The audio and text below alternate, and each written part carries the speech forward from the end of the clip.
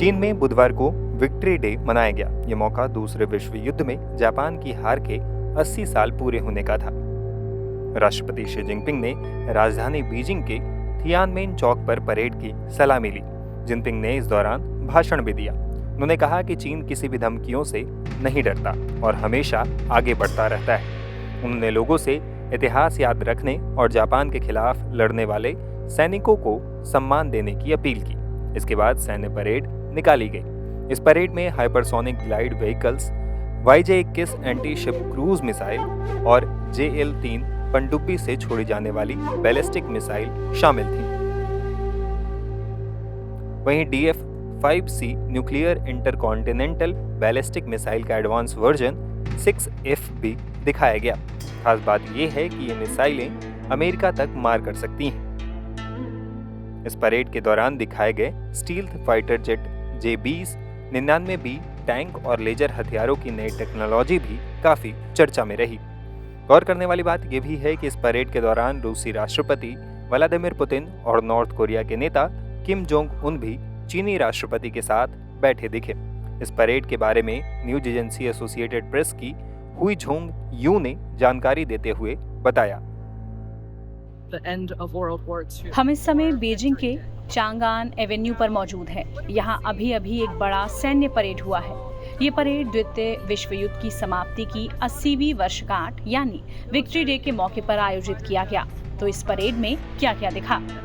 इसमें intercontinental ballistic मिसाइलें, hypersonic मिसाइलें, मिलिट्री गाड़ियां, फाइटर जेट्स, बॉम्बर्स और साइपर स्पेस फोर्स जैसी नई सैन्य यूनिट्स शामिल थी। इस परेड का मुख्य संदेश क्या था?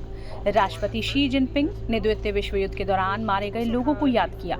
उन्होंने 80 साल पहले युद्ध में चीन की मदद करने वाले देशों का आभार जताया, लेकिन उन्होंने भविष्य को लेकर संदेश भी दिया। उन्होंने कहा कि चीन आपके सामने है और चीन मजबूत है। इस मन से लोगों को दिए अपने अंतिम संदेश में जिनपिंग ने कहा, चीन के लोगों के पुनरुत्थान को रोका नहीं जा सकता।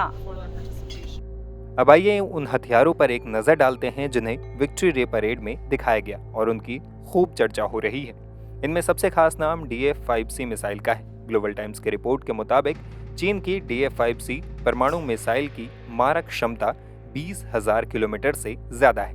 इसका मतलब है कि पूरी दुनिया इस मिसाइल की रेंज में आती है। रिपोर्ट में यह भी कहा गया है कि DF-5C की उड़ान गति मैक 10 तक पहुंच सकती है, जिससे ये बेहद तेज रफ्तार, सटीकता और न्यूनतम अवरोध के साथ किसी भी डिफेंस सिस्टम को भेदने में सक्षम है।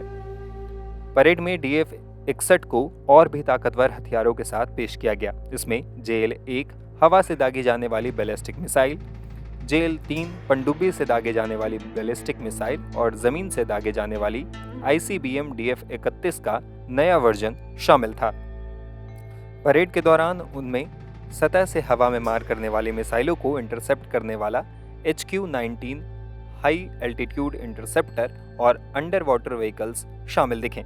ड्रोन तकनीक भी बड़ी संख्या में परेड के दौरान मौजूद रही। इसमें टैंक पर लगाए गए drone platform, anti drone swarm system, automated drone और रोबोटिक डॉग शामिल हैं। चीन के एक और बहुप्रतीक्षित हथियार को भी इस परेड में प्रदर्शित किया गया। इसका नाम है LY-1 लेजर वेपन। एक्सपर्ट्स के मुताबिक ये लेजर हथियार बेहद शक्तिशाली है। इसकी खासियत ये है कि ये इलेक्ट्रॉनिक इक्विपमेंट को निष्क्रिय कर सकता है या तबाह कर सकता है, यहाँ तक कि पायलटों को अंधा भी कर सकता है। कुल मिलाकर चीन ने आज विशाल अंडर वाटर टॉर्पीडो से लेकर ऐसे अत्याधुनिक लेजर हथियारों का प्रदर्शन किया जो ड्रोन को गिरा सकते हैं। ये चीन का शक्ति प्रदर्शन माना जा रहा है।